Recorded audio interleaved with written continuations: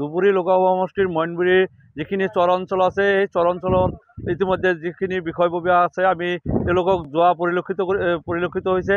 মোৰ সতীৰ্থ সাংবাদিকে সমগ্ৰ দৃশ্য দেখুৱাব যে ধুবুৰী লোকসভা সমষ্টিৰ মইনবুৰীৰ যিখিনি চৰ অঞ্চলৰ ভোটকেন্দ্ৰ আছে এই ভোটকেন্দ্ৰসমূহৰ যিসকল বিষয়ববীয়া আছে এয়া তেওঁলোকে যন্ত্ৰচালিত নাৱেৰে তেওঁলোকে চৰ অঞ্চলত যোৱাৰ কাৰণে তেওঁলোকে প্ৰস্তুতি চলাই সম্পূৰ্ণ হৈছে। মোৰ সতীৰ্থ সাংবাদিকে সমগ্ৰ দৃশ্য দেখুৱাই আছে যে চৰ অঞ্চলৰ যিখিনি ভোটাৰ আছে তেওঁলোকৰ যি ভোট সেই ভোট কেন্দ্ৰসমূহত ইতিমধ্যে যিসকল বিষয়ববীয়াক নিয়োগ কৰা হৈছে তেওঁলোকে ইতিমধ্যে ভোট কেন্দ্ৰসমূহত যোৱাৰ কাৰণে তেওঁলোকে এই ধৰণে ওলাই আহিছে। তেওঁলোকে কলগাছিয়া ৰাজচক্ৰৰ চক্ৰ বিষয়া আহি ইতিমধ্যে উপস্থিত হৈছে আৰু যিখিনি EVM আছে EVMখিনি লৈ তেওঁলোকে ইতিমধ্যে তেওঁলোকৰ ভোট কেন্দ্ৰসমূহত যোৱা আৰম্ভ কৰিছে।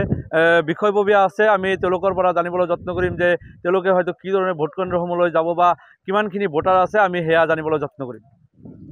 হয়, আমাৰ লগত কলগাছিয়া ৰাজচক্ৰৰ চক্ৰ বিষয়ানী আছে, আমি তেওঁৰ পৰা জানিব বিচাৰিম যে চৰ অঞ্চলৰ যিখিনি সাধাৰণ ভোটাৰ আছে তেওঁলোকৰ কাৰণে কি ধৰণৰ ব্যৱস্থা হাতত লোৱা হৈছে। আমি দেখিবলৈ পাইছোঁ যে চৰ অঞ্চলৰ যিখিনি ভোট কেন্দ্ৰ আছে সেই ভোট কেন্দ্ৰৰ সকলো বিষয়ববীয়া ইতিমধ্যে যন্ত্ৰচালিত নাৱেৰে তেওঁলোকে যাবলৈ আৰম্ভ কৰিছে। আমি চক্ৰ বিষয়াৰ জৰিয়তে জানিবলৈ যত্ন কৰিম যে কি ধৰণৰ ব্যৱস্থা হাতত লোৱা হৈছে। কি ক'ব বাইদেউ, কি ধৰণৰ ব্যৱস্থা লোৱা হৈছে?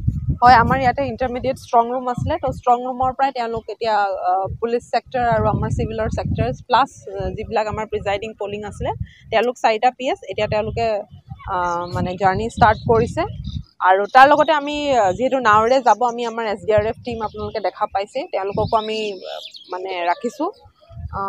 ভালেই হ'ব, চব ভালেই যাব আৰু বাকী PSবিলাকৰ আমাৰ যিবিলাক বেছিক এমিনিটিজ আছিলে AMFখিনি আমি চব চাই দিছোঁ, চব ঠিকে আছে। ইয়াতে 4টা, এতিয়া 4টা যাব। হয়, এয়া আছিল কলগাছিয়া ৰাজচক্ৰৰ চক্ৰ বিষয়া। তেওঁলোকে কৈছে যে যি ধৰণৰ ব্যৱস্থা হাতত ল'ব লাগে ইতিমধ্যে সম্পূৰ্ণ হৈছে। চৰ অঞ্চলৰ যিখিনি ভোট কেন্দ্ৰ আছে সেইখিনিত বিষয়ববীয়াসকল ইতিমধ্যে যোৱা আৰম্ভ কৰিছে।